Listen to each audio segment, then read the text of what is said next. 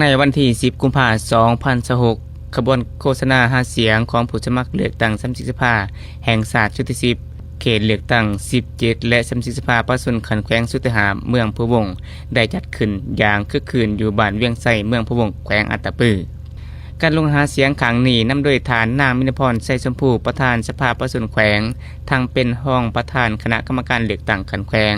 โดยมีฐานบุญถึงดวงสวรรค์กรรมการศูนย์กลางพรรคเลขาพรรคแขวงทางเป็นผู้สมัครเลือกตั้ง30สภาแห่งชาติชุดที่ 10พร้อมด้วยผู้สมัครเลือกตั้ง30สภาแห่งชาติชุดที่ 10เขตเลือกตั้ง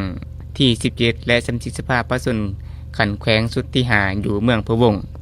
คณะกรรมการเลือกตั้งขันแขวงขันเมืองกำลังป้องกันศาสตร์ป้องกันความสงบและพ่อแม่ประชาชนผู้มีสิทธิ์เลือกตั้งจากบ้านเวียงไส้และบ้านใกล้เคียงเข้าร่วมอย่างพร้อมเพรียงในเวลาดังกล่าวผู้สมัครสสสจำนวน10ฐานและสสคจำนวน7ฐานได้ผ่านชีวประวัติย่อ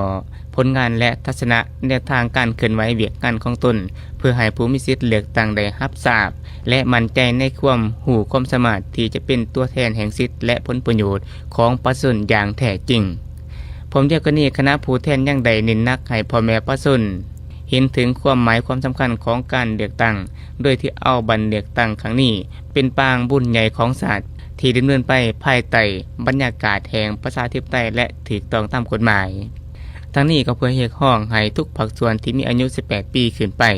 ออกไปใช้สิทธิ์ไปปลดบัตรในวันอาทิตย์วันที่22 กุมภาพันธ์ 2026ที่จะมาถึงนี้ให้ได้400 ส่วนห้อยเพื่อเฮ็ดให้บัตรเลือกตั้งได้รับผลสำเร็จตามขาดหมายการลงพบปะครั้งนี้บ่เพียงแต่เป็นการเผยแพร่ข้อมูลของผู้สมัครเท่านั้นแต่เป็นโอกาสที่ดีผู้สมัครจะได้